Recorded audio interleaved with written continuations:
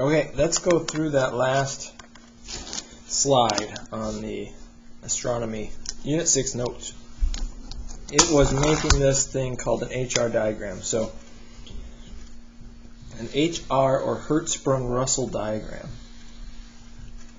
I'm sure you've all watched and enjoyed my take on the Coldplay classic, The Scientist, that talks about these spectral classes.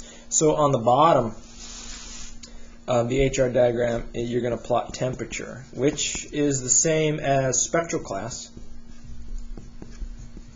which is the same as color, really. They're all related.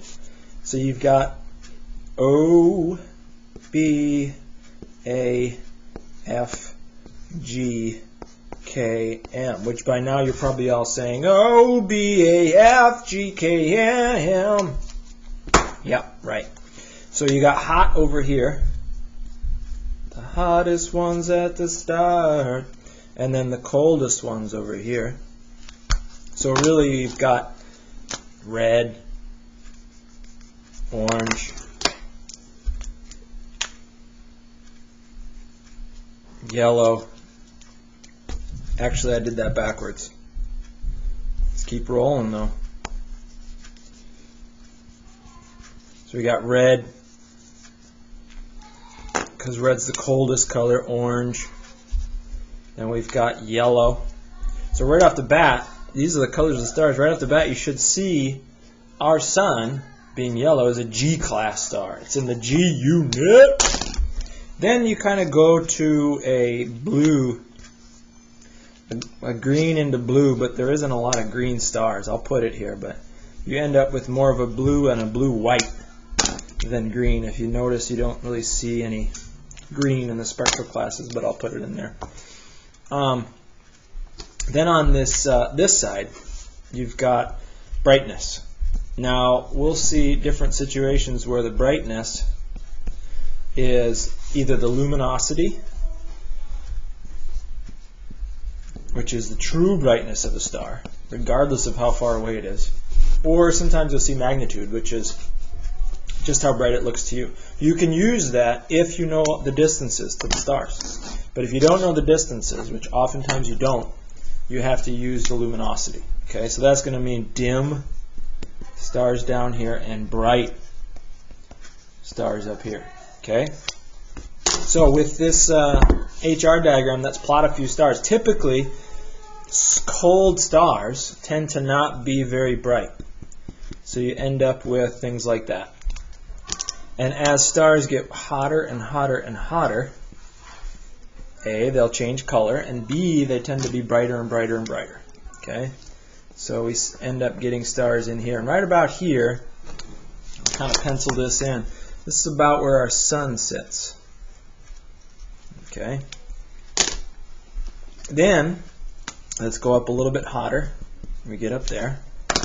And hotter, and the hottest stars tend to be the brightest stars. And so for the most part, the average star falls on this diagonal line that we call the main sequence. Main sequence. So if we were to go out at night and plot 1,000 stars, most of them would fall on this range. Now occasionally, you can have stars that are cold, so they're red, but they're so big that they're bright. They call those red giants. Red giants. You can also have stars over here that are hot, but they're so tiny that they're not very bright. They call those white dwarfs.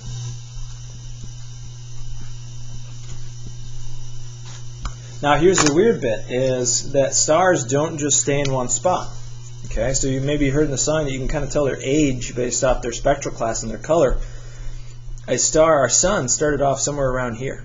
And as it's been getting older and older, it's getting hotter and hotter, so it's climbing up the main sequence. It's going to continue to do that. In about 1 billion years, our sun will be too hot for water to be on Earth, right? So it'll keep climbing and climbing and climbing, and then it gets up to here where it kind of hits maximum brightness, starts to run out of fuel.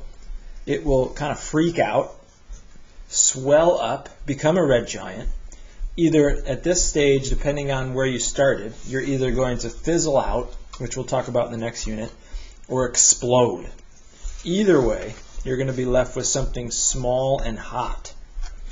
Okay? And we'll talk about this transition, this whole transition right from here to red giant to white dwarf. That's all Unit 7, the death of stars. Then once you're at white dwarf stage, there's no more fusion reactions going on, so you just cool and dim continuously until you're not even visible anymore. You get over to this stage, they call them brown dwarfs because you can't see them. They don't give off any light, and they're tiny.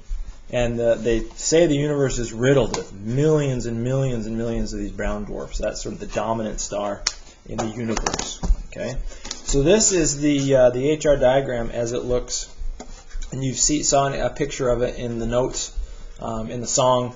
There's pictures out there. We're going to start to investigate what just plotting a few stars on this HR diagram tells us. If you just look at a couple stars where they're placed, you can get a sense of age of a star cluster. You can get a sense of size of the star. So we'll explore that further as we move on. Okay? All right.